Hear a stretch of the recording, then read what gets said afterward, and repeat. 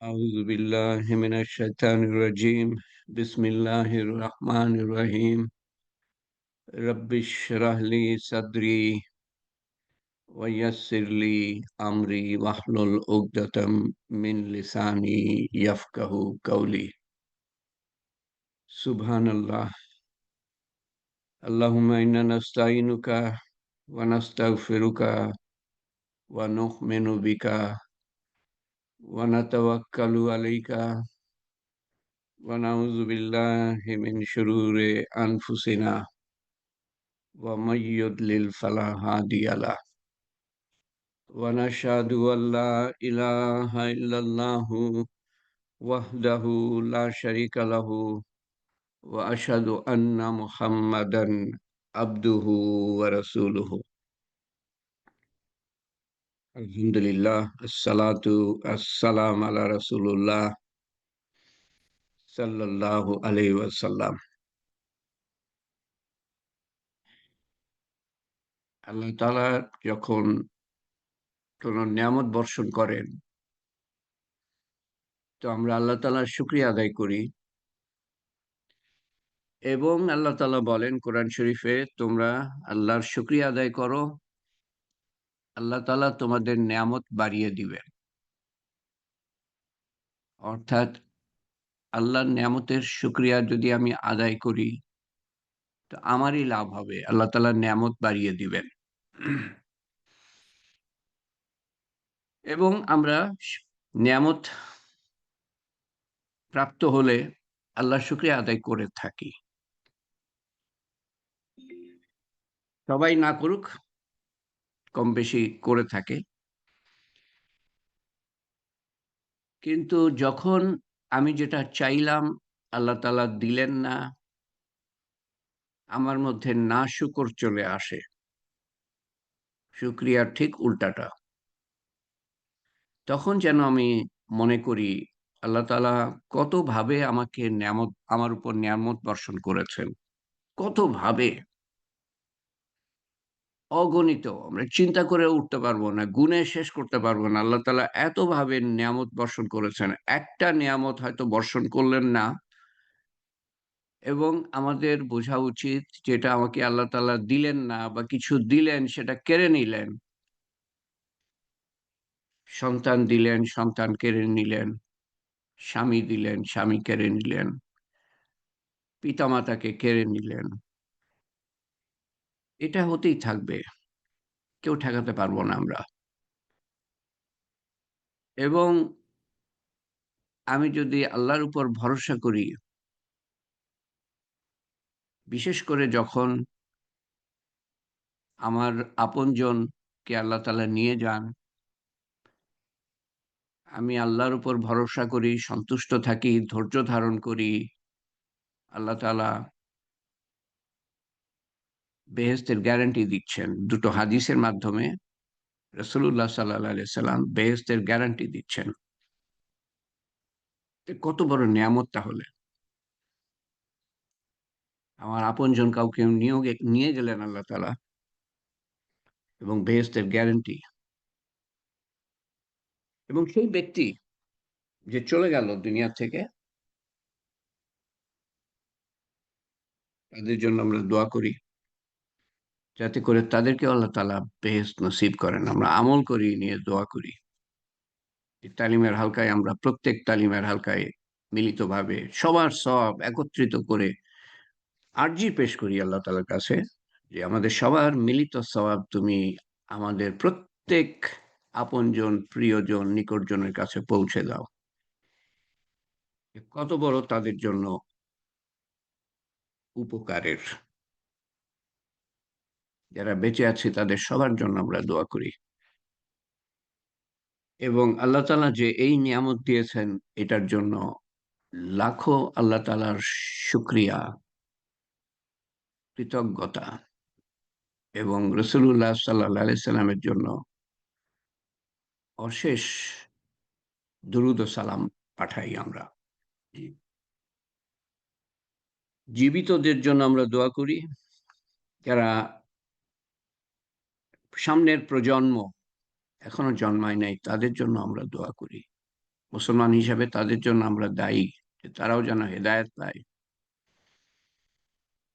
তাদের জন্য আল্লাহ তাআলা ঈমান আমলের দরজা খুলে দেন, হেদায়েতের দরজা খুলে দেন। তো বর্তমানে যারা আছেন তাদের জন্য আমরা দোয়া করি, ভবিষ্যতে যারা আসবেন তাদের জন্য দোয়া করি, কিয়ামত পর্যন্ত যে শিশু আসবে তার জন্য আমরা দোয়া করি, এবং যারা বিগত তাদের জন্য আমরা দোয়া করি।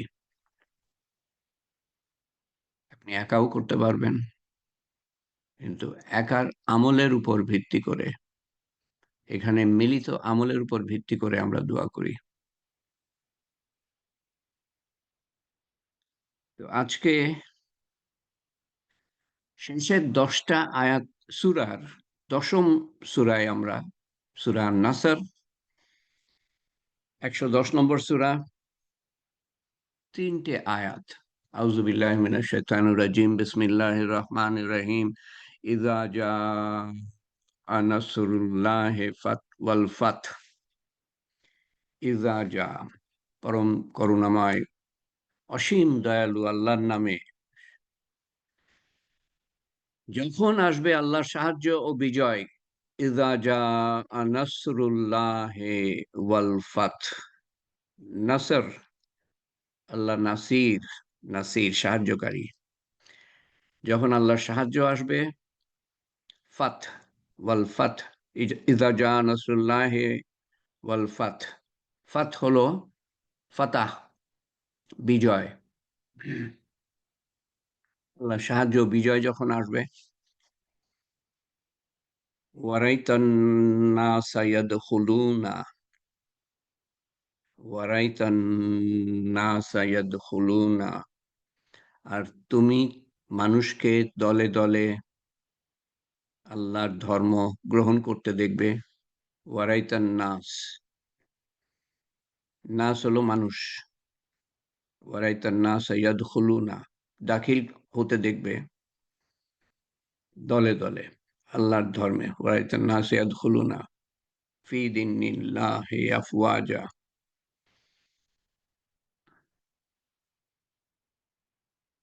ফাসাব্বিহ বিহামদি রাব্বিকা ওয়াস্তাগফির, তখন তুমি তোমার প্রতিপালকের প্রশংসায়, ফাসাব্বিহ, তসবির কথা বলা হচ্ছে, ফাসাব্বিহ বিহামদে, প্রশংসার কথা বলা হচ্ছে, আল্লাহ তাআলা প্রশংসা করো।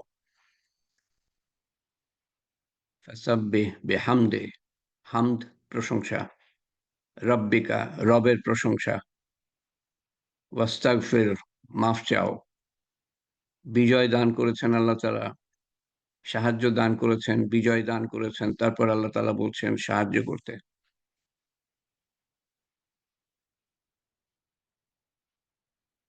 ইন্নাহু কানা তাওয়াবা, তিনি তো ক্ষমা পরবশ, পরম ক্ষমাকারী, তিনি তো পরম ক্ষমাশীল। তার ব্যাখ্যা, এটার ব্যাখ্যা, ইযা জাআ নাসরুল্লাহ ওয়াল ফাত, ইযা জাআ নাসরুল্লাহ ওয়াল ফাত।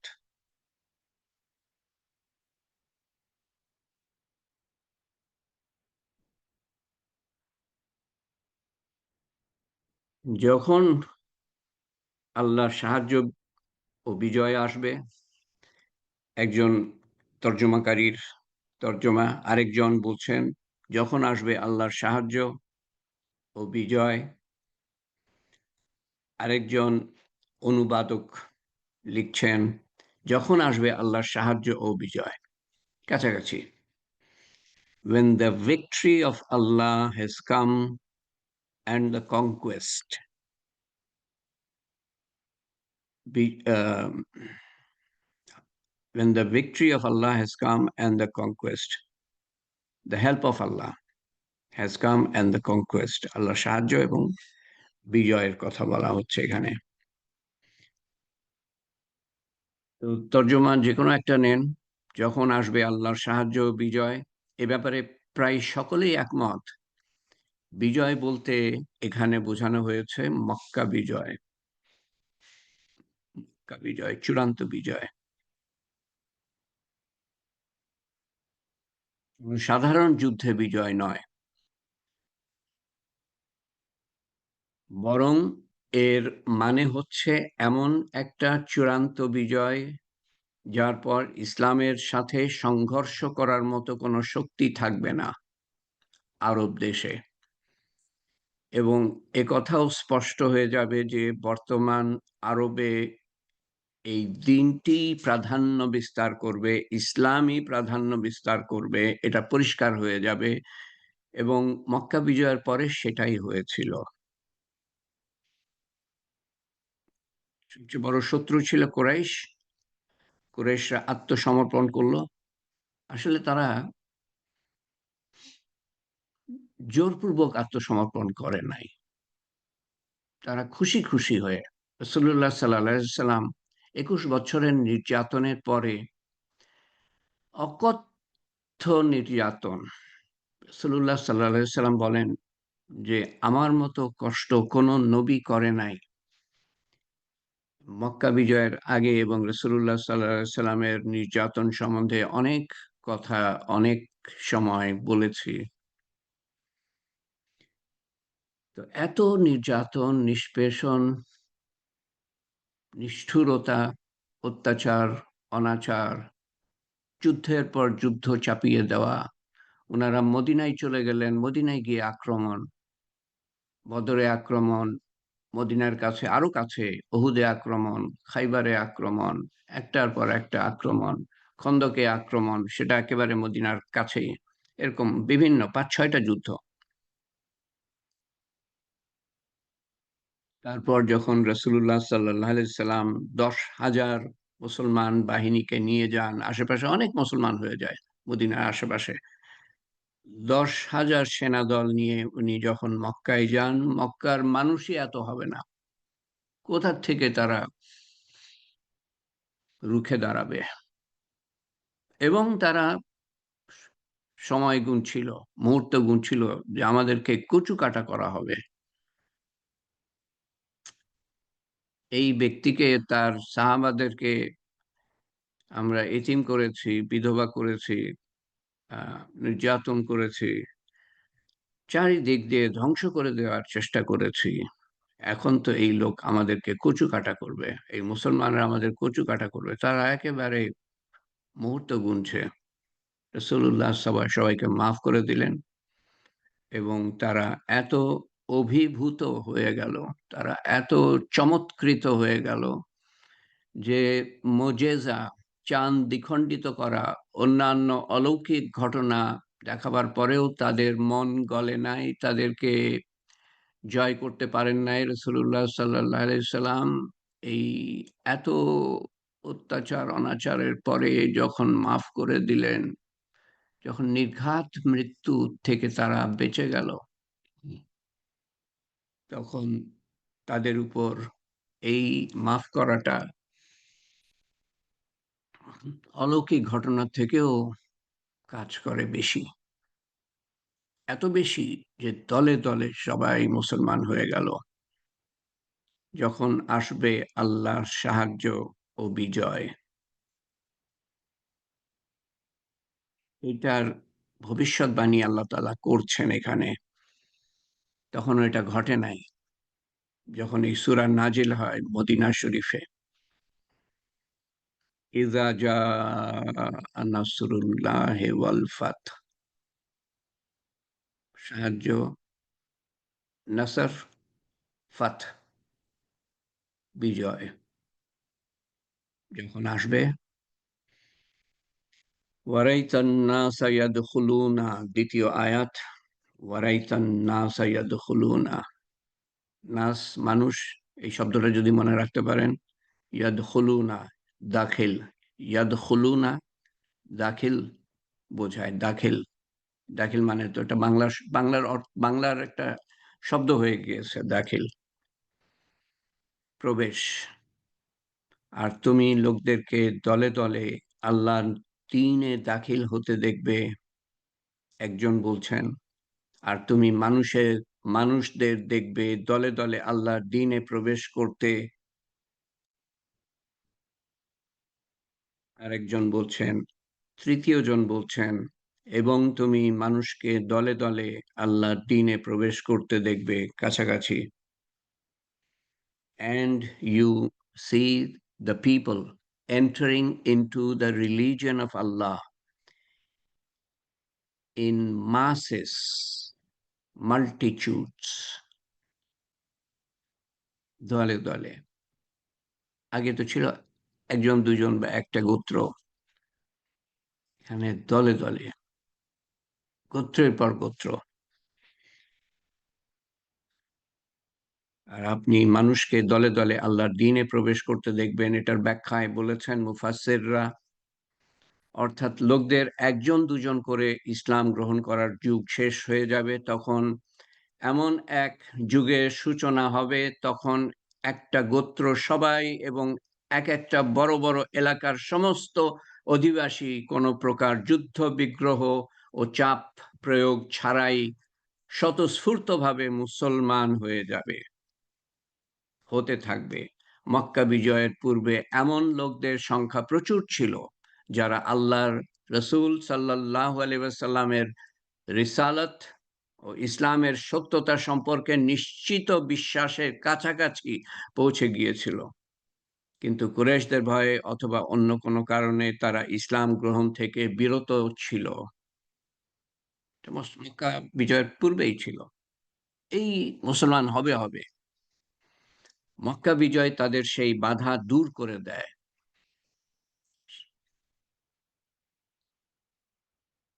সেহেতু তারা দলে দলে ইসলাম প্রবেশ করতে শুরু করে। সাধারণ সাধারণ আরবদের এমনি ভাবে দলে দলে ইসলাম এ দাখিল হয়। রাসূলুল্লাহ সাল্লাল্লাহু আলাইহি সাল্লামের কাছে এসে ঈমান আনার ব্যাপারে প্রতিযোগিতা শুরু করে। অদ্ভুত ব্যাপার কি জানেন তখন? যে আপনাকে বলেছি আগে, আবার স্মরণ করাই, যেই হিন্দা আবু সুফিয়ানের স্ত্রী, সে পর্যন্ত গিয়েছিল অহুদে, মহিলারা গিয়েছিল। জিতবে, জিতে তারা নাচ গান করবে। বদরের যুদ্ধেও গিয়েছিল তারা। তো সেই হিন্দা রাসূলুল্লাহ সাল্লাল্লাহু আলাইহি সাল্লামের চাচা হামজা রাদিয়াল্লাহু আনহু, উনি যুদ্ধে নিহত হন, শহীদ হন। তার বুক চিরে ফেলে ওয়াহশী নামক একজন, এবং হিন্দা কলিজা বের করে কাঁচা কলিজা চিবিয়ে খায়। এরকম বিদ্বেষ ছিল মুসলমানদের প্রতি হিন্দা, ওয়াহশী। আর আরেকজনের নাম ভুলে গেলাম। যখন রাসূলুল্লাহ সাল্লাল্লাহু আলাইহি ওয়াসাল্লামের কন্যা যায়েনব রাদিয়াল্লাহু আনহা চুক্তির পরে, কুরাইশদের সাথে চুক্তির পরে তিনি মক্কা থেকে মদিনায় যাবেন, রাসূলুল্লাহ সাল্লাল্লাহু আলাইহি ওয়াসাল্লাম, মুসলমানরা চলে গিয়েছে। যায়েনবের বিয়ে হয় এক ইসলামের আগে, ইসলাম আসার আগে, নবুয়ত প্রাপ্ত হওয়ার আগে এক অমুসলমানের সাথে। তো তারপরে তো বিয়ে আর জায়েজ থাকে না। তো মক্কায় যাওয়ার পরে চুক্তি করেন উনি যে উনার মেয়েকে ছেড়ে দেওয়া হবে। সেই মেয়ে চুক্তি অনুযায়ী মক্কা থেকে মদিনায় যাচ্ছে, কেউ বর্ষা মারে, উনার গোপন স্থানে লাগে সেই বর্ষাটা, এবং সেই যে ক্ষত হয়ে যান উনি, আহত হয়ে যান, সেখান থেকে রক্ত ঝরতে ঝরতে ঝরতে কয়েক মাস পরে উনি ইন্তেকাল করেন। সেই বর্ষা নিক্ষেপকারী, এই তিনজনের কথা আমি বলছি, হিন্দা, ওয়াসি আর এই বর্ষা নিক্ষেপকারী, এরা পর্যন্ত মুসলমান হওয়ার জন্য রাসূলুল্লাহ সাল্লাল্লাহু আলাইহি ওয়াসাল্লামের সামনে হাজির হন। এবং আলেমদের কাছে আমি বলতে শুনেছি রাসূলুল্লাহ সাল্লাল্লাহু আলাইহি ওয়াসাল্লাম এত আহত ছিলেন, এত আহত ছিলেন এদের ব্যাপারে, যে উনি নবী, তারপরেও, এটা আলেমের কথা, আমার কথা না। আমি আমি সঠিক বলতে পারবো না। আলেমদের আলেমদের জ্ঞান অনেক বেশি। তো উনি নাকি মনে মনে চেয়েছিলেন এরা মুসলমান না হোক, কিন্তু আল্লাহ তাআলা তাদেরকে হেদায়েত দিয়েছেন। এখানে প্রমাণ আল্লাহ তাআলা করতে চাচ্ছেন যে হেদায়েত ওনার হাতে। নবী না চাইলেও আল্লাহ তাআলা চাইবেন তো হেদায়েত পাবে। এবং যখন হেদায়েত মুসলমান হওয়ার জন্য তারা এসেছে, রাসূলুল্লাহ সাল্লাল্লাহু আলাইহি ওয়াসাল্লামের তো কোনো উপায়ই নাই তাদেরকে যে ইসলামে দাখিল করবেন না। কিন্তু হিন্দাকে উনি বলেছিলেন, "হিন্দা, তুমি আমার সামনে এসো না। তুমি আমার সামনে আসলে আমার চাচার কথা মনে পড়ে যায়।" এখানে আরেকটা জিনিস প্রমাণ হয় যে উনি মানুষ ছিলেন। উনি মানুষ ছিলেন। "আমার সামনে এসো না। দূরে, দূরে থাকো।" এরা পর্যন্ত হেদায়েত পেয়ে যায়। এর পিছনে এই যে আমি বিভিন্ন তফসির দেখেছি, কিন্তু একটা জিনিস আমি পাই নাই। তফসিরের মধ্যে একটা জিনিস পাই নাই, যা আমি তবলিগ জামাতের আলেমদের কাছ থেকে পেয়েছি। সেটা হলো যে দেখেন, মক্কাতে রাসূলুল্লাহ সাল্লাল্লাহু আলাইহি ওয়াসাল্লাম ১৩ বছর মেহনত করেন। সম্ভবত ১০০ জনও মুসলমান হয় নাই। মদিনায় গেলেন, মেহনত করলেন মক্কা শরীফে। নির্যাতিত হলেন মক্কা শরীফে। নিষ্পেষিত, অকথ্য অত্যাচার।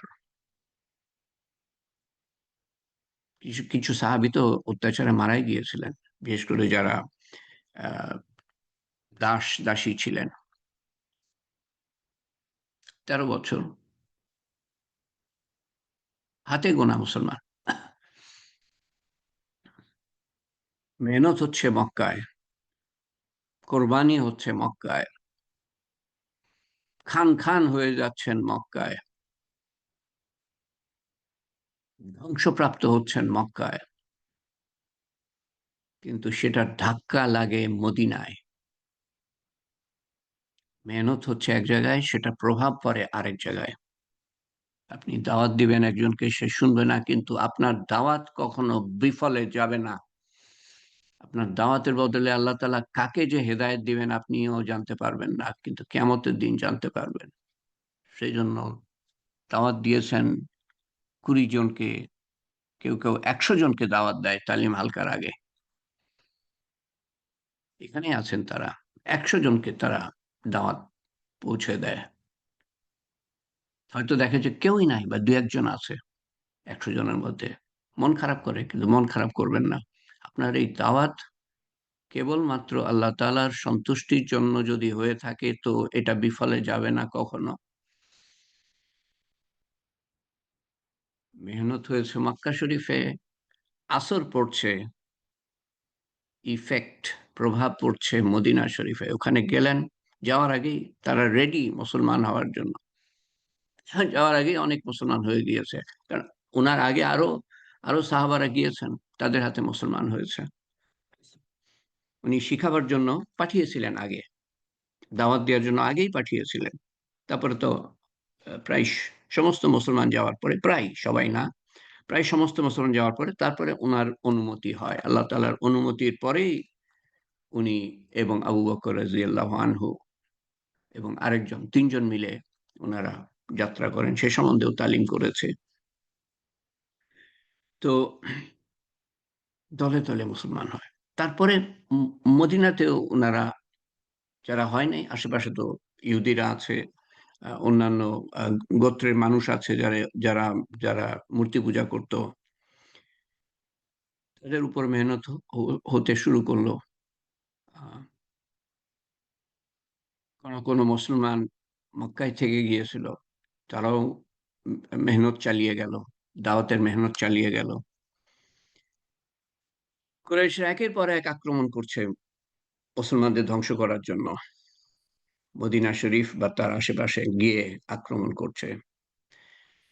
আশেপাশের গোত্রদের লেলিয়ে দেয়ার চেষ্টা করছে। এটা চলতে থাকলো ১৩ বছর, আরো ৮ বছর। তারপরে উনি মক্কা বিজয় করেন। তো তখন পর্যন্ত ২১ বছর এত মেহনত হয়ে গিয়েছে, এত কোরবানি আল্লাহ তাআলার জন্য দেয়া হয়েছে, যে এই কোরবানির ফলে সমস্ত মক্কাবাসী, সমস্ত কুরাইশ, সমস্ত আরববাসী পর্যন্ত দলে দলে, যারা হয় নাই তখন পর্যন্ত মুসলমান, তারা দলে দলে মুসলমান হয়ে গেল। এই জিনিসটা আমি তফসিরে পাই নাই, যে এটা অনেক মেহনত পরে, এবং সেই মেহনত পর্যন্ত পৌঁছালে পরে দলে দলে তখন আল্লাহ তাআলা হেদায়েত দিয়ে দিবেন, হেদায়েত সাধারণ করে দিবেন। এমন কেউ হেদায়েত পেয়ে যাবে যে রাসূলুল্লাহ সাল্লাল্লাহু আলাইহি সাল্লাম অন্তর থেকে চান নাই, অন্তর থেকে চান নাই যে সে মুসলমান হোক, সেও মুসলমান হয়ে যাবে। তো মেহনত করবো আর সাথে সাথে ফল চাইবো, এটা চাইবেন না, এটা হবে না। রাসূলুল্লাহ সাল্লাল্লাহু আলাইহি সাল্লামের সময় হয় নাই। মেহনত করতে থাকেন, করতে থাকেন, করতে থাকেন, করতে থাকেন, একটা পর্যায়ে আসবে যখন আল্লাহ তাআলা হেদায়েত সাধারণ করে দিবেন, তলে তলে মুসলমান হবে। এরকমটা আবার হবে এক সময়, আবার হবে এক সময় কিয়ামতের আগে।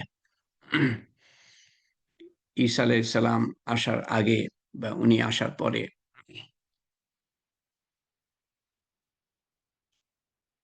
মক্কা বিজয়ের আগ পর্যন্ত অনেক গোত্র ছিল যারা ইসলামের দ্বার প্রান্তে চলে এসেছিল, মুসলমান হবে হবে, কিন্তু কিছুটা দ্বিধা ছিল, যে দেখি আমরা অন্যান্য গোত্ররা, কুরাইশরা কি করে।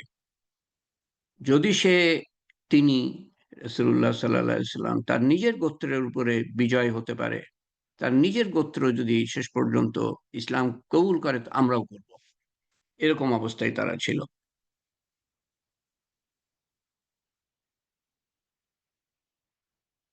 ওয়ারাইতান নাস ইয়াদখুলুনা, আল্লাহর সাহায্য অর্থ হলো ইসলাম এবং মুসলমানদের কুফর ও কাফেরদের উপর বিজয় দান। আর বিজয় অর্থ হলো মক্কা বিজয়, এখানে বোঝানো হয়েছে। মক্কা রাসূলুল্লাহ সাল্লাল্লাহু আলাইহি সাল্লামের জন্মভূমি এবং বাসস্থান ছিল। উনি যাওয়ার সময় এটা বলেছিলেন যে, হে মক্কা, তুমি তুমি আমার জন্মভূমি, তোমাকে ছেড়ে যেতে আমার মন চায় না। ওনার চোখ দিয়ে পানি পড়েছিল, এরকম বলা হয় আমাদেরকে। তো তারপরে উনি বলেছিলেন যে আমি আবার ফিরে আসব, আমি আবার ফিরে আসব। জন্মভূমির প্রতি মানুষের টান থাকে, উনি যে মানুষ সেটাই প্রমাণ করে। কিন্তু সেখান হতে তাকে এবং তার সাহাবাগণকে কাফেররা হিজরত করতে বাধ্য করেছিল। সুতরাং যখন ৮ই হিজরিতে ১৩ বছর এবং তারপরে আরো ৮ বছর, ২১ বছর এই মক্কা নগরী বিজয় হলো, তখন লোকেরা দলে দলে ইসলামে প্রবেশ করলো। অথচ এর পূর্বে একজন দুজন করে মুসলমান হতো। মক্কা বিজয়ের পর মানুষের নিকট এই বিষয়টা পূর্ণভাবে পরিষ্কার হয়ে উঠল, তিনি আল্লাহর সত্য নবী এবং ইসলামই হলো সত্য ধর্ম, যা অবলম্বন ছাড়া পরকালে পরিত্রাণ সম্ভব নয়।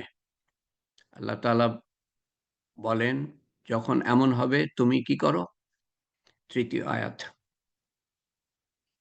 ফাসাব্বে, তসবিহ, তসবিহ পড়ো। ফাসাব্বে বেহামদে, আল্লাহর প্রশংসার তসবিহ, রব্বিকা, রবের, ওয়াস্তাগফির, মাফ চাও আল্লাহর কাছে, ইন্নাহু কানা তাওয়াবা, ইন্নাহু কানা তাওয়াবা। দেখেন রাসূলুল্লাহ সাল্লাল্লাহু আলাইহি সাল্লাম যে কি পরিমাণে, মানে আপনি মধ্যে মধ্যে অবাক হয়ে যাবেন, কি পরিমাণে যে উনি, কত দূর পর্যন্ত যে উনি কোরআন শরীফ অনুসরণ করতেন।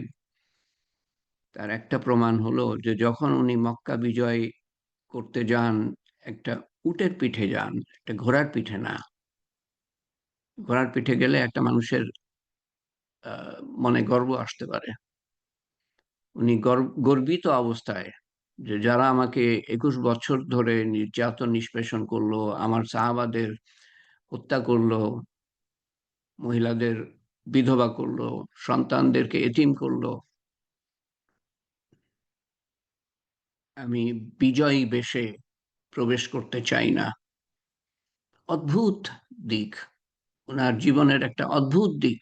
এই মক্কা বিজয়ের সময় উনি যেভাবে প্রবেশ করেন, এবং ঐতিহাসিকরা বলে, হাদিসে এসেছে যে উনি যখন প্রবেশ করেন তখন মাথা নত ছিল এমন ভাবে যে উটের যে ইয়েটা ছিল, উটের ওই উঁচু অংশটা, পিঠের উঁচু অংশটা কি যেন বলে, সেই সেই অংশটার কাছা কাছাকাছি উনার মাথা ঠেকে যাচ্ছিল।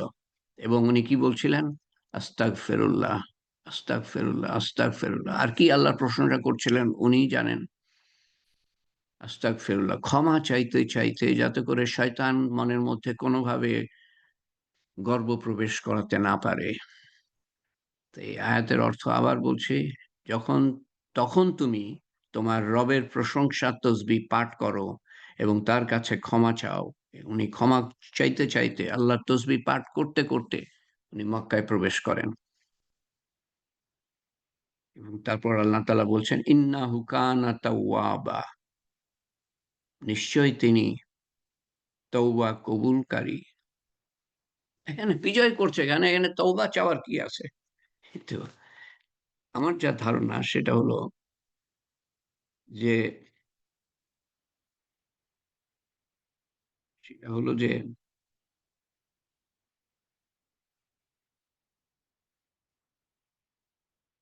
মনের মধ্যে শয়তান গর্ব প্রবেশ করাতে না পারে। তোমার শত্রুরা এখন তোমার পায়ের তলায়। আসলেই তারা পায়ের তলায় ছিল, যে কোনো মুহূর্তে তাদের হত্যা করা হবে, এটাই তারা ভেবে বসেছিল, নিশ্চিত হয়েছিল।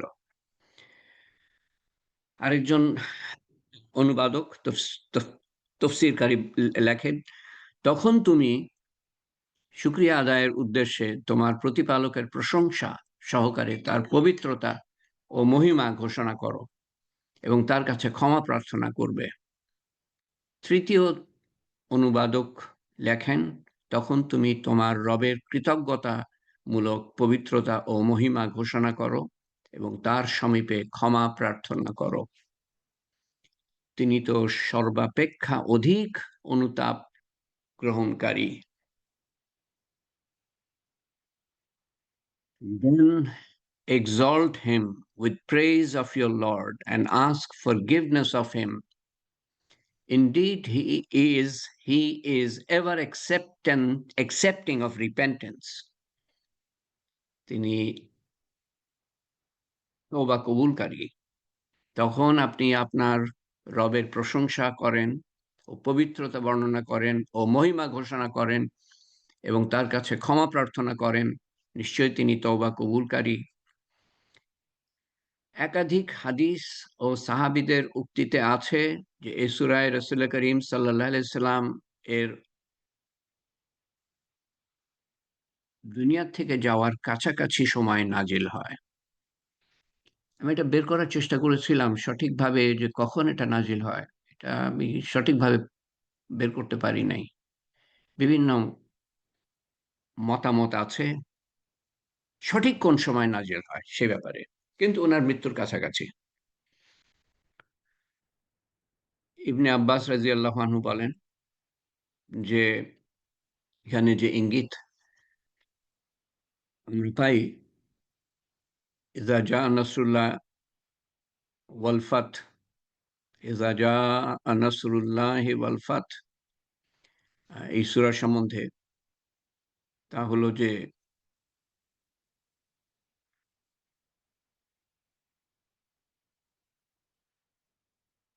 আল্লাহ তাআলা উনাকে নিয়ে যাবেন দুনিয়া থেকে, সেটারই ইঙ্গিত এখানে পাওয়া যাচ্ছে। উনার মেহনত, উনার তবলিগের মেহনত শেষ।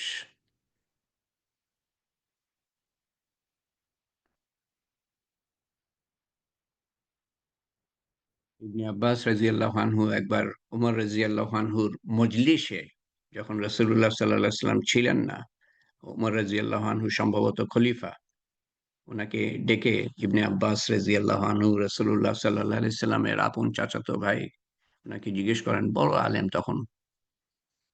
রাসূলুল্লাহ সাল্লাল্লাহু আলাইহি সাল্লামের জীবদ্দশায় উনি ছোট ছিলেন। কিন্তু পরে এলেম শিখতে শিখতে ঘরে ঘরে উনি যেতেন, সাহাবাদের ঘরে ঘরে। তারা তারা দুনিয়া থেকে চলে যাচ্ছিলেন একের পর এক। তো উনি দেখলেন যে এলেম তো ধরে রাখতে হবে। ইনারা চলে গেলে এলেম কিভাবে ধরে রাখা যায়? এইভাবে আমরা এলেম পেয়েছি। যদি এরকম মানুষ না থাকতেন কিছু সাহাবাদের মধ্যেই, যারা এলেম সংগ্রহ করে লিখে রেখে গিয়েছেন এই ঘরে ঘরে, কোনো বাড়িতে গিয়ে আপনারা দেখেন এই যে তালিমের হালকায় বসে পেয়ে যাচ্ছেন ঘরে বসে। উনি বাড়িতে বাড়িতে গিয়ে বসে থাকতেন, যদি সেই সাহাবী ঘুমিয়ে থাকতেন উনি উঠাতে বলতেন না, ঘরের মানুষকে বলতেন না যে ওনাকে উঠিয়ে দাও, বলো যে রাসূলুল্লাহ সাল্লাল্লাহু আলাইহি ওয়াসাল্লামের আপন চাচাতো ভাই এসছে। তারা তারা হুড়মুড় করে উঠে এসে হাজির হতো। উনি উনি উঠাতে বলতেন না, দরজার পাশে চুপচাপ বসে থাকতেন যতক্ষণ পর্যন্ত না ওঠে। সাহাবী সাহাবী উঠার পরে যখন ওনাকে খবর দেওয়া হতো যে আপনার বাড়ির মানে দরজার পাশেই, গেটের পাশেই এই ইবনে আব্বাস রাদিয়াল্লাহু আনহু বসে আছেন, উনি তো হন্তদন্ত হয়ে এসে বলতেন যে আপনি কেন কষ্ট করে এসেছেন, আপনি কেন আমাকে ডাকেন নাই, আমি কি হাজির হতাম আপনার সামনে। ইবনে আব্বাস রাদিয়াল্লাহু আনহু বলতেন যে আমি এসেছি আমার গরজে, আমি কেন আপনাকে কষ্ট দিব, এই জন্য আপনাকে উঠাতেও বলি নাই, আমি আমার গরজে আমি এসেছি। এইভাবে গিয়ে গিয়ে দাঁড়ে দাঁড়ে ঘরে ঘরে মানুষের কাছে, মানুষ থেকে মানুষের কাছে গিয়ে গিয়ে উনি এলেম হাসিল করেন। উমর রাদিয়াল্লাহু আনহু খলিফা পুরানো সাহাবীদের নিয়ে বসে আছেন, তখন ওনাকে ডাকা হলো ইবনে আব্বাস রাদিয়াল্লাহু আনহুকে, এবং উমর রাদিয়াল্লাহু আনহু জিজ্ঞেস করলেন যে এই যে সূরাটা, সূরা নাসর, এখানে কি বলা হচ্ছে, কি ইঙ্গিত দেওয়া হচ্ছে? শাব্দিক অর্থ তো ওনারা বুঝতেন, শাব্দিক অর্থ ওনাদের বোঝাবার প্রয়োজন ছিল না, ওনারা আরব, ওনাদের ভাষাই কোরআন নাজিল হয়েছে। উনি জানতে চাচ্ছেন, ওমর রাদিয়াল্লাহু আনহু উনি নিজে জানতেন, কিন্তু এই যে নাম করা আলেম, নাম করা আলেমকে ডেকে, যদিও বয়সে ছোট অনেক, সবার সবার থেকে বয়সে ছোট ওমর রাদিয়াল্লাহু আনহু, এবং ইনারা ছিলেন বদরি সাহাবী, বদরি মানে বদরের যুদ্ধে অংশগ্রহণ করেছেন, একেবারে আহ, বহুত পুরানা সাহাবী। তারপরে আবু বকর রাদিয়াল্লাহু আনহু খলিফা ছিলেন, তারপর ওমর রাদিয়াল্লাহু আনহু 10 বছর খলিফা ছিলেন, তার কোনো এক সময় উনি ডেকে পাঠান বদরি সাহাবীরা হাজির, এই ইবনে আব্বাস রাদিয়াল্লাহু আনহুকে ডেকে পাঠান এবং জিজ্ঞেস করেন এই সূরা সম্বন্ধে।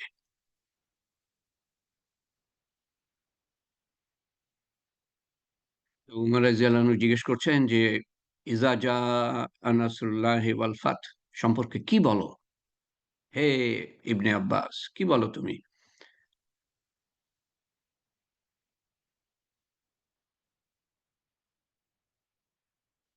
উনি প্রথমে এই বদরি সাহাবীদের জিজ্ঞেস করলেন, তো বদরি সাহাবীরা কিন্তু এই যে শাব্দিক অর্থ যা তাই বললেন, শাব্দিক অর্থ যেটা আপনাদের সামনে আমি তুলে ধরলাম।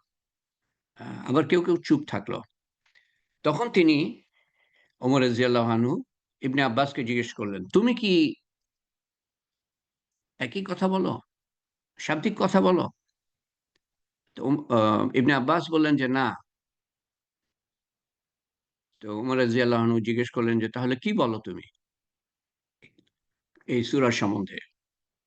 ইবনে আব্বাস রাদিয়াল্লাহু আনহু বলেন যে আমি বললাম এটা তো রসূল সাল্লাল্লাহু আলাইহি সাল্লামের মৃত্যুর সময় যা তাকে জানিয়ে দেওয়া হয়েছে যে আপনার মৃত্যুর সময় ঘনিয়ে এসেছে।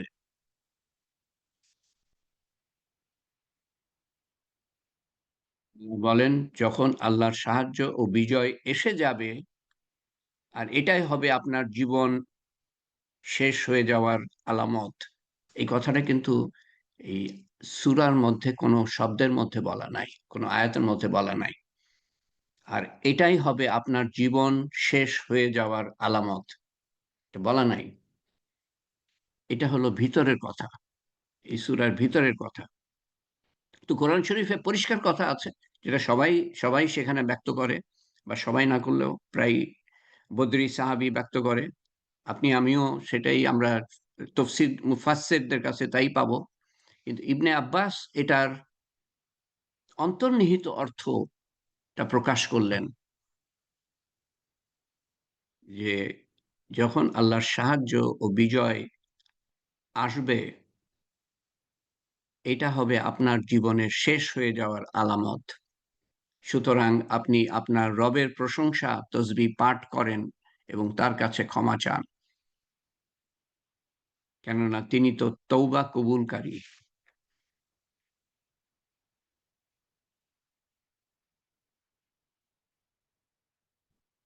আমি পারলাম না শেষ করতে। 5টা মিনিট সময় আছে, এটা আর শেষ করা যাবে না। আগামীবার এটা ইনশাল্লাহ আমরা শেষ করব, এবং আমরা কি শিখতে পারি সেটাও আগামীবার আমরা দেখব ইনশাল্লাহ।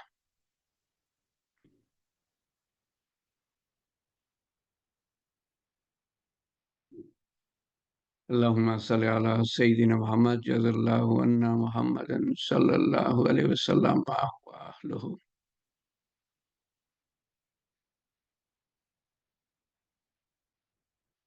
আসল মূল শিক্ষা এটা থেকে আমরা যা পাই, তার একটা তো কমপক্ষে বলেছি। শিক্ষা সবই বলা হয়ে গিয়েছে, সামনেবার আবার আমি নতুন করে বলবো যে আপনি মেহনত করবেন। একটা বড় শিক্ষা হলো যে আপনি মেহনত করবেন এক জায়গায়, কিন্তু এটার আসর পড়বে আরেক জায়গায়, এবং কোনো মেহনত বিফলে যাবে না, এবং মেহনত হতে হতে হতে হতে এমন পর্যায়ে যখন যাবে, যখন আল্লাহ তাআলা সন্তুষ্ট, আল্লাহ তাআলা যেটা চান আমাদের কাছে সেটা হলো যে পর্যাপ্ত মেহনত, পর্যাপ্ত মতলুব, যেটা আল্লাহ তাআলা চান আমাদের কাছে, চান ইমানের বেলাও তাই। আল্লাহ তাআলা যে ইমানটা চান আমাদের কাছে, যে ইমান আমাদের আছে, মওজুদ, মওজুদ মানে আছে, যেটা আমাদেরকে না আল্লাহর হুকুম মানতে উদ্বুদ্ধ করে যেভাবে করা উচিত, এবং সেই ঈমান না আমাদেরকে আল্লাহর নিষেধ থেকে দূরে রাখতে পারে, সেই ক্ষমতা, সেই শক্তি নাই। আমাদের ঈমান হলো কিরকম? একটা মুমূর্ষ রোগীর মতো। মুমূর্ষ রোগীর যে শক্তি সেরকম আমাদের ঈমানের শক্তি। মুমূর্ষ রোগী মানে আ মৃত্যুশয্যায় শুয়ে আছে। ম মশা, মাছি ভন, ভন করছে তার চারিদিকে, কিন্তু তার মুখে এসে বসছে, কিন্তু তাড়াবার মতো ক্ষমতা নাই সেই মুমূর্ষ রোগীর। অত্যন্ত দুর্বল। আমাদের ঈমানও সেরকম অত্যন্ত দুর্বল। অল্পতেই আমরা আল্লাহর হুকুম ভেঙে ফেলি। আল্লাহর হুকুম যেটা বলছেন করো, সেটা করি না। অলসতার কারণে, ঈমানের দুর্বলতার কারণে। আর যেটা নিষেধ করছেন করো না, সেটা করে ফেলি। সেটা করার ব্যাপারে অল্পতেই উদ্বুদ্ধ হয়ে যাই আমরা। অন্যান্যরা করছে আমিও করে ফেলি। অন্যান্যরা আল্লাহর হুকুম অমান্য করছে, ফরজ তরক করছে, আমিও করে ফেলি। তো এটা হলো ইমানে মওজুদ, এটা দিয়ে কাজ হবে না। আমি শুরুর দিকে মনে হয় বলছিলাম যে, নাকি আজকে বলি নাই, যে নামাজ ৫ ওয়াক্ত ফরজ। ৫ ওয়াক্ত ফরজ। বছরে ৩০ দিন রোজা ফরজ। জীবনে একবার হজ করা ফরজ।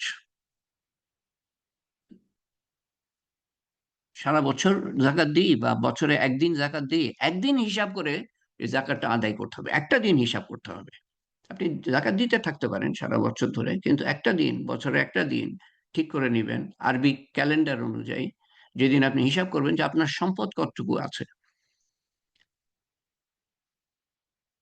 সোনা দানা, ক্যাশ, বাড়িতে, ব্যাংকে, শেয়ার বাজারে কি আছে, আ কত ধার দিয়েছেন মানুষকে সেটার উপরেও যাকাত দিতে হবে। আর ধার নিয়েছেন সেটা কাটতে হবে, সেটার উপর যাকাত নাই, যেটা ধার নিয়েছেন আপনি। এভাবেই যাকাত সম্বন্ধে আমরা আলোচনা করেছি যাকাতের সময়। বিশেষ করে রোজার সময় আমরা যাকাত সম্বন্ধে আলোচনা করি। তো ওইটা বছরে একবার হিসাব করলেই হবে। হিসাব করাটা জরুরি। হিসাব ছাড়া আপনি যাকাত দিলেন, বেশিও দিয়ে ফেললেন, তাতেও যাকাত আদায় হবে না। হিসাব করতে হবে। হিসাব যাকাতের অংশ। তো ওইটাও একদিন করলেই হলো। কিন্তু ঈমান ২৪ ঘন্টার জন্য উঁচু লেভেলের ঈমান থাকা ফরজ। কারণ যেকোনো সময় মৃত্যু আসতে পারে। যেকোনো সময় মৃত্যু আসতে পারে। অর্থাৎ উঁচু লেভেলের ঈমান নেয়ার জন্য যা কিছু প্রয়োজন, আল্লাহর কথা শোনা, আল্লাহর কথা বলা, বিশেষ করে আল্লাহর সৃষ্টি দেখে আল্লাহর সম্বন্ধে চিন্তা ভাবনা করা। আপনি নিজেই আল্লাহর সৃষ্টি। আপনার নিজের যে নিখুঁত একটা আপনাকে সৃষ্টি হিসাবে বানিয়েছেন, আপনার শরীরের মধ্যে যে যে নিখুঁত কত কিছু প্রবাহিত হচ্ছে। আহ, কিভাবে মায়ের পেটে, অন্ধকার মায়ের পেটে আপনি, আলো নাই, বাতাস নাই, আপনার সেখানে গঠন হলো থলিয়ার মধ্যে, রক্তের থলিয়ার মধ্যে আপনার সুন্দর গঠন, আচার, আকার আকৃতি, চোখ নাক মুখ কান হাত হাড্ডি গুড্ডি সব কি সুন্দর ভাবে আল্লাহ তাআলা তৈরি করেছেন, সেখানে খাইয়েছেন পরিয়েছেন। হ্যাঁ, তো মায়ের পেটে আলো নাই, বাতাস নাই, আল্লাহ তাআলা আপনাকে লালন পালন করিয়েছেন। তো চিন্তা করে দেখেন, সেই মায়ের পেটে থলিয়ার রক্তের থলিয়ার মধ্যে, নাকের মধ্য দিয়ে রক্ত যায় নাই, কিন্তু কে রক্ষা করেছেন? মুখের ভিতর দিয়ে রক্ত যায় নাই, নিঃশ্বাস নিতে পারেন নাই আপনি মায়ের পেটে। সেই বাচ্চা যখন, সেই আপনি আমি যখন পৃথিবীতে আসি, যদি আপনাকে আমাকে 1 মিনিট পানির বালতিতে রাখা হতো, আপনাকে আমাকে 1 মিনিট পানির বালতিতে রাখা হতো, আমরা বাঁচতাম না। কিন্তু কত মাস ধরে মায়ের পেটে আমরা ছিলাম, কোনো নিঃশ্বাস প্রশ্বাস নাই, নেয়ার ব্যবস্থা নাই সেখানে। নাক দিয়েও রক্ত যায় নাই, মুখ দিয়েও রক্ত যায় নাই, আর এই বালতির মধ্যে 1টা মিনিট আমরা বাঁচতে পারবো না। চিন্তা করে দেখি এগুলা আল্লাহ তাআলা কেমন কুদরতওয়ালা, ক্ষমতাওয়ালা, কেমন সৃষ্টিকারী। প্রত্যেকটা জীবজন্তু, শুধু মানুষের বাচ্চা না, প্রত্যেকটা জীবজন্তু, আপনি আমি শুধু না, আমাদের বাচ্চা শুধু না, প্রত্যেকটা জীবজন্তু এইভাবে এক কাতরা অপবিত্র পানির থেকে আল্লাহ তাআলা কি অদ্ভুত অদ্ভুত সুন্দর সুন্দর মানুষ তৈরি করেছেন। অদ্ভুত চলন ফেরন, চিন্তা ভাবনা, বিচক্ষণতা, বুদ্ধিমত্তা।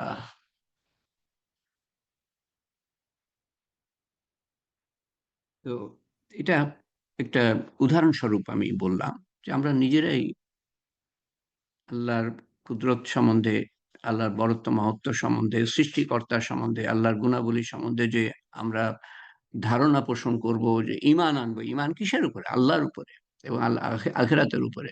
আল্লাহ তাআলা যা কিছু বলেছেন সমস্ত কিছু সত্য এবং ঘটবে, সেটার উপরেই তো ঈমান। আল্লাহর ক্ষমতা, আল্লাহর কুদরত, আল্লাহর গুণাবলী, আ উম আল্লাহর ওয়াদা, যা কিছু বলেছেন তা ঘটবে। এটাই তো আল্লাহর ওয়াদা, প্রতিশ্রুতি। আখিরাতে, দুনিয়াতে, এগুলোর উপর ঈমান। তো এটা সেই পর্যায়ে থাকতে হবে ২৪ ঘন্টা। যে পর্যায়ে থাকলে পরে আমি আল্লাহর হুকুম মানতে পারবো, আল্লাহর নিষেধ থেকে দূরে থাকতে পারবো, করণীয় করতে পারবো, বর্জনীয় বর্জন করতে পারবো। সেই লেভেলের ঈমানের কথা বলা হচ্ছে। তো তো মেহনতও সেই লেভেলের প্রয়োজন, যেই লেভেলের মেহনত হলে পরে এই যে এরকম বিজয়, এর কথা আল্লাহ তাআলা যে বলছেন এই সূরার মধ্যে, সেই বিজয় আল্লাহ তাআলা আমাদের দিবেন। দলে দলে ইসলামে প্রবেশ করবে। ৮০০ বছর ভারতে রাজত্ব করে দলে দলে হয়েছে কোন কোন জায়গায়, বাংলাদেশে যেমন হয়েছে, নিজামুদ্দিন আউলিয়ার মেহনতের কারণে হয়েছে, কিন্তু সেভাবে সারা ভারতে যে হবে সেটা হয় নাই। কারণ মুসলমান শাসকরা, বিজেতারা, সুলতানদের কথাই বলেন, তারপরে আসলো লোদি বংশ, তারপরে আসলো মোগলরা, সব মৌজ করার জন্য, লুটতরাজ করার জন্য, ভোগ করার জন্য এসেছিল। ধনরত্ন এবং মহিলাদের ভোগ করার জন্য এসেছিল। ইসলাম কোত্থেকে কবুল হবে, মানে বিস্তারিত হবে?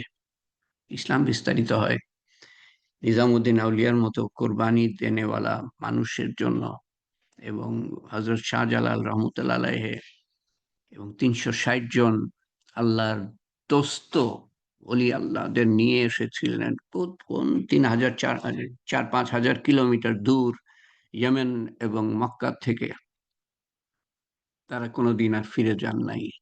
ইনাদের কোরবানির ফলে বাংলাদেশের মতো জায়গায় মুসলমান প্রধান, 90% মুসলমান, 90 ভাগ, আর চারিদিকে হিন্দু প্রধান। পশ্চিম বাংলার কিছু জায়গা বাদ দিলে, কিছু অল্প কিছু জায়গা, মুর্শিদাবাদ, তারপরে নদিয়া, যেখানে কিছু মুসলমান আছে, মুর্শিদাবাদে বেশিরভাগই মুসলমান।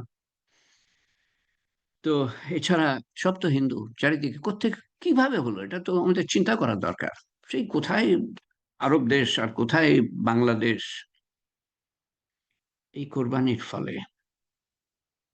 যাক, বাকি কথা সামনের বার ইনশাল্লাহ হবে। আমরা দোয়া করি আল্লাহ তালা আমাদেরকে বুঝ দান করেন, সেই ইমানে মতলুব দান করেন, আমল করার তৌফিক দান করেন, কোরবানি করার তৌফিক দান করেন, আল্লাহর পরিচয় এবং আল্লাহর দ্বীনের পরিচয় দেওয়ার তৌফিক দান করেন। ইফতার সম্বন্ধে সামনের বার আলাপ হবে, এখন সময় শেষ। যিনি পোস্ট করেছেন তিনি আমাকে পার্সোনালি পোস্ট করেন। দয়া করে পার্সোনালি নিজেকে গোপন রাখবেন, নিজেকে গোপন রাখার চেষ্টা করেন। আল্লাহুম্মা আমিন। আল্লাহুম্মা সাল্লি আলা সাইয়্যিদিনা মুহাম্মদ জাযাল্লাহু আন্না মুহাম্মাদান সাল্লাল্লাহু আলাইহি ওয়াসাল্লাম মা হুয়া আহলু। আমার কাছে পাঠিয়ে দিন, এটা আপনার নাম বলে আমি এগুলো আমি জানাবো। আপনার নাম বলে, যে অমুকে পাঠিয়েছে এটা, তো নাম আপনি পেয়ে যাবেন। আল্লাহুম্মা আমিন। আল্লাহুম্মা সাল্লি আলা সাইয়্যিদিনা মুহাম্মদ জাযাল্লাহু আন্না মুহাম্মাদান সাল্লাল্লাহু আলাইহি ওয়াসাল্লাম মা হুয়া আহলুহু। আল্লাহুম্মা সাল্লি আলা সাইয়্যিদিনা মুহাম্মদ। সুবহান রাব্বিয়াল আলিয়্যিল আলাল ওয়াহাব। সুবহানাল্লাহি ওয়া বিহামদিহি আদাদা খালকিহি ওয়া রিদা নাফসিহি ওয়া জিনাতা আরশিহি ওয়া মিদাদা কালিমাতিহি। اللهم أنت ربي لا إله إلا أنت. أنت خلقتني أنا عبدك وأنا على عهدك ووعدك ما استطعت. أعوذ بك من شر ما صنعت. أبو لك بنعمتك علي، أبو لك بذنبي فاغفر لي فإنه لا يغفر الذنوب إلا أنت. ربنا آتنا في الدنيا حسنة وفي الآخرة حسنة وقنا عذاب النار. ربنا هب لنا من أزواجنا وذرياتنا قرة أعين واجعلنا للمتقين إماما. ربي اجعلني مقيم الصلاة ومن ذريتي ربنا وتقبل دعاء.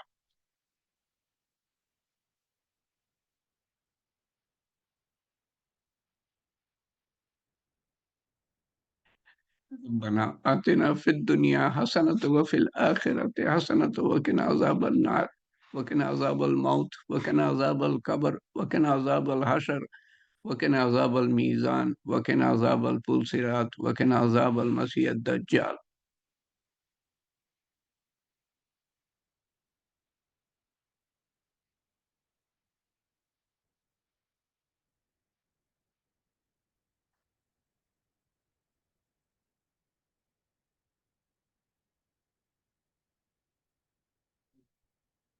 ربنا إننا سمعنا منادي ينادي للإيمان أن آمنوا بربكم فآمنا. ربنا فاغفر لنا ذنوبنا وكفر عنا سيئاتنا وتوفنا مع الأبرار. ربنا وآتنا ما وعدتنا على رسلك ولا تخزنا يوم القيامة إنك لا تخلف الميعاد. يا ذو الجلال والإكرام. ألف لام ميم لا إله إلا هو الحي القيوم. لا إله إلا أنت سبحانك إني كنت من الظالمين. لا إله إلا أنت سبحانك إنا كنا من الظالمين. وإلهكم إله واحد لا إله إلا هو الرحمن الرحيم. يا فاطر السماوات والأرض أنت ولي في الدنيا والآخرة. يا فاطر السماوات والأرض أنت ولي في الدنيا والآخرة. يا فاطر السماوات والأرض أنت ولي في الدنيا والآخرة. أنت ولي في الدنيا والآخرة। তুমি দুনিয়া ও আখেরাতের উত্তম কেয়ারটেকার, অভিভাবক, পরবর্তীকার কাছে সমস্ত কিছু সোপর্দ করছি আল্লাহ। ইয়া হাইয়্যু ইয়া কাইয়্যুম বিরহমাতিকা নাস্তাগীথ ইয়া মালিকাল মুলক। তুমি আমাদেরকে সমবেত হওয়ার তৌফিক দিয়েছো আল্লাহ, তোমারই মেহেরবানি। লক্ষ কোটি মানুষ আছে যারা তৌফিক পায় না, তুমি আমাদের প্রতি অতি সদয় হয়েছো আল্লাহ। তুমি আমাদের মাফ করে দাও আল্লাহ। আমাদের সমস্ত, আমরা এমন যুগে বাস করি, গোনার মধ্যে বাস করি, তাকালে গোনা, দেখতে হয়, শুনতে হয় গোনা, বলতে হয় গোনার কথা, গীবতের কথা, শুনতে হয় গীবতের কথা, শুনতে হয় হারাম, বলি হারাম, খাই কি আল্লাহই জানে, তুমিই জানো আল্লাহ। যা পড়ি তুমিই জানো। আমরা চারিদিক দিয়ে জর্জরিত গুনার দ্বারা আল্লাহ। তুমি আমাদেরকে সমস্ত গুনাহ খাতার থেকে, গুনার থেকে মাফ করে আল্লাহ, তুমি আমাদেরকে গুনার থেকে দূরে রাখো আল্লাহ। তার বদলে নেকি লিখে দিও এবং গুনার থেকে দূরে রেখো। যেমন উত্তর পূর্ব থেকে পশ্চিম তুমি দূরে রাখো। হে পাক পরবর্তীগার, তোমার সাহায্য ছাড়া, তোমার কবুলিয়ত ছাড়া, তোমার বুঝ ছাড়া, তুমি আমাদের বুঝ দান করো তোমার সম্বন্ধে, তোমার দিন সম্বন্ধে, তোমার হাবিব সাল্লাল্লাহু আলাইহি সাল্লাম সম্বন্ধে, তার সুন্নত সম্বন্ধে, এবং ধাপে ধাপে আমরা যেন পুরা দিনে এগিয়ে যেতে পারি সেই তৌফিক দান করো আল্লাহ। রাতারাতি হবে না, ধাপে ধাপে যেন আমরা আগাতে পারি, পুরা দিনে দাখিল হয়ে তারপরে কবরে যেতে পারি আল্লাহ। হে পাক পরবর্তীগার, তোমার কবুলিয়ত ছাড়া তা সম্ভব না। গুনাহ মাফ করে দিও, আমাদের কবুল করে নিও, গুনাহ থেকে দূরে রেখো, এবং আমাদের কৃত কর্ম, নেকামল এর ভুল ভ্রান্তি, ব্যক্তিগত আমল এর ভুল ভ্রান্তি, এবং সমষ্টিগতভাবে আমরা যা আমল করলাম তার ভুল ভ্রান্তি সংশোধন করে তোমার শাহী দরবারে কবুল করে নিও, এবং তার সওয়াব রাসূল করিম সাল্লাল্লাহু আলাইহি ওয়াসাল্লামের রূহ মুবারকের কাছে পৌঁছে দিও, এবং তার সওয়াব পৌঁছে দিও আমাদের আপনজন, প্রিয়জন, নিকটজন যারা কবরে শায়িত, তাদের সবার সবার কাছে সমানভাবে পাঠিয়ে দিও, পৌঁছে দিও আল্লাহ। তথা সমস্ত মুসলমানের রুহের কাছে পৌঁছে দিও আল্লাহ সমানভাবে। এবং আমরা সবাই কবরবাসী, সন্তান সন্ততি থেকে নিয়ে, আত্মীয় স্বজন থেকে নিয়ে, বন্ধু বান্ধব থেকে নিয়ে, পাড়া প্রতিবেশী থেকে নিয়ে, দেশবাসী, উম্মত, ভবিষ্যৎ বংশধর সবাই কবরবাসী আল্লাহ। তুমি আমাদের সবাইকে কবুল করে নিও আল্লাহ। হেদায়েতের দরজা সমূহ খুলে দিও, ঈমান আমলের দরজা সমূহ খুলে দিও, এবং যারা, যাদেরকে বেঈমান হিসাবে, ঈমানহীন হিসাবে, ঈমান ছাড়া হিসাবে গণ্য করা হয়, তাদের জন্য হেদায়েতের দরজা খুলে দিও আল্লাহ, এবং তাদেরকেও বুঝ দিও, ঈমান আমলের তৌফিক দিও। কবরের আযাব মাফি আমাদেরও যেমন প্রয়োজন, তাদের জন্যও প্রয়োজন। তারা বুঝে না, তাদের বুঝ দান করো আল্লাহ। তাদের ভবিষ্যৎ বংশধরকেও বুঝ দান করো। কিয়ামত পর্যন্ত শেষ শিশুটা যে জন্মাবে তাকেও হেদায়েত দান করো। হে পাক পরওয়ারদিগার, যাতে করে আমাদের কঠিন ঘাটি, পরবর্তী ঘাটি আমরা সুন্দর সুন্দর জীবন যাপন করতে পারি আল্লাহ, তোমার উত্তম ব্যবহার পেতে পারি, এবং তারপর প্রত্যেকটা ঘাটিতে তোমার হেফাজত আমরা পেতে পারি, এবং পরিশেষে ঘাটির পর ঘাটি, কঠিন থেকে কঠিন ঘাটি পার হয়ে দোজখের উপর দিয়ে পাড়ি দিয়ে আমরা যেন বেহেশতে যাওয়ার যোগ্যতা অর্জন করি। তোমার একমাত্র তোমার কৃপায় তা সম্ভব আল্লাহ। তুমি আমাদের প্রতি কৃপাশীল হয়ে যাও আল্লাহ, অসীম দয়াময় হয়ে যাও আল্লাহ, যাতে করে আমরা জান্নাতুল ফেরদৌসে প্রবেশ করতে পারি, তোমার আতিথেয়তা চিরদিনের জন্য ভোগ করতে পারি, এবং রাসূল করিম সাল্লাল্লাহু আলাইহি ওয়াসাল্লামের সান্নিধ্য আমরা চিরকালের জন্য পেতে পারি। সেটার জন্য সিরাতুল মুস্তাকিমের উপরে আমাদের থাকা অত্যন্ত জরুরি। আমাদেরকে সিরাতুল মুস্তাকিমের উপরে কায়েম রেখো, তোমার রহমত ও মাগফিরাত ও হেফাজত ও হেদায়েতের চাদরে আবৃত রেখে তোমার রহমতের ছায়াতলে আমাদেরকে একটুখানি ঠাঁই দিও আল্লাহ। তোমার রহমতের ছায়াতলে আমাদেরকে একটুখানি ঠাঁই দিও আল্লাহ, না হলে আমাদের পরিত্রাণ পাই।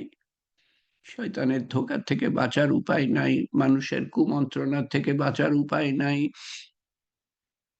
নফসের তাড়নার থেকে বাঁচার উপায় নাই, দুনিয়ার মারাত্মক আকর্ষণ থেকে বাঁচার উপায় নাই।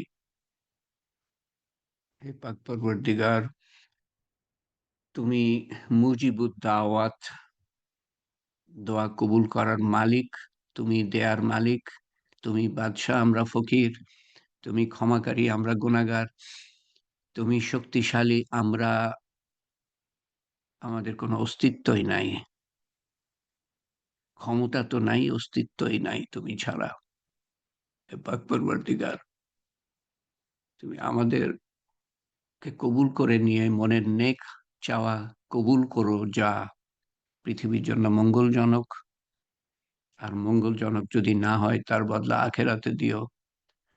দুনিয়া ও আখেরাতের বিপদ থেকে আমাদেরকে উদ্ধার রক্ষা করো, এবং শারীরিক, মানসিক, রুহানি অসুস্থতার থেকে আমাদেরকে রক্ষা করো পাক পরবর্তীগার। এবং আমাদের সমস্ত আপনজন পরিজনকে, সমস্ত উম্মতকে রক্ষা করো আল্লাহ। উম্মত বড় বিপদের মধ্যে আছে আল্লাহ। ঈমান আমলের দরজা খুলে দিও আল্লাহ আমাদের জন্য, যাতে করে আমরা শুধরে যেতে পারি, এবং আমরা যদি নিজেদের না শুধরাই তোমার সাহায্য পাবো না, সেটাও তুমি জানিয়েছো কোরআন শরীফের মাধ্যমে। আমরা যদি নিজেদের পরিবর্তন না আনি, তো তোমার সাহায্য পাবো না। হে পাক পরবর্তীগার, আমরা এই যে তোমার তৌফিকে তালিমের হালকা চালু করেছি, তুমি গত 5.5 বছর ধরে তৌফিক দিয়ে এসেছো, এটার উদ্দেশ্য তুমি জানো, আমাদের জীবনে যাতে পরিবর্তন আসতে পারে, এবং সেই পরিবর্তন আমাদের আয়ত্তের মধ্যে যেটা আছে, সেই পরিবর্তন না আনতে পারলে তোমার সাহায্য আমরা পাবো না।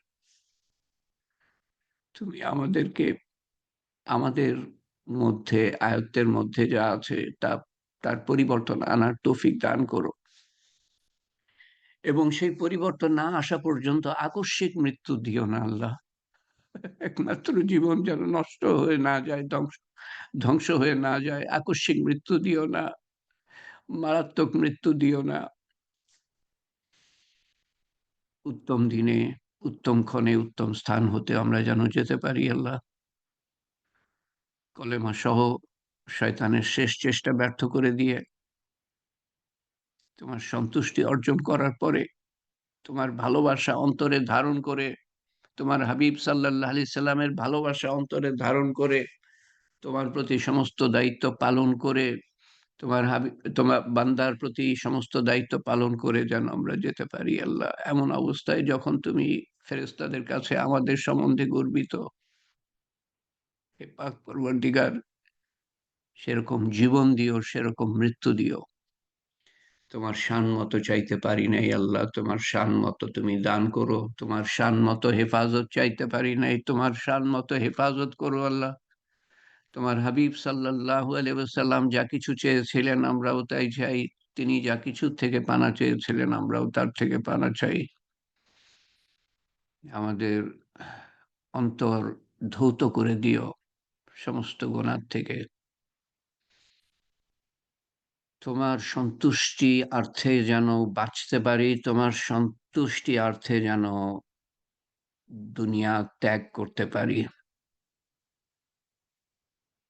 يا قاضي الحاجات يا رافع الدرجات يا حلال المشكلات يا مجيب الدعوات برحمتك نستغيث يا أول الأولين يا آخر الآخرين يا أكرم الأكرمين يا أرحم الراحمين يا راحم المساكين يا ذي القوة المتين ربنا تقبل منا إنك أنت السميع العليم وتب علينا إنك أنت التواب الرحيم سبحان ربك رب العزة عما يصفون وسلام على المرسلين والحمد لله رب العالمين لا إله إلا الله محمد رسول الله صلى الله عليه وسلم سبحان الله وبحمده سبحانك اللهم وبحمدك أشهد أن لا إله إلا أنت أستغفرك وأتوب إليك اللهم صل على سيدنا محمد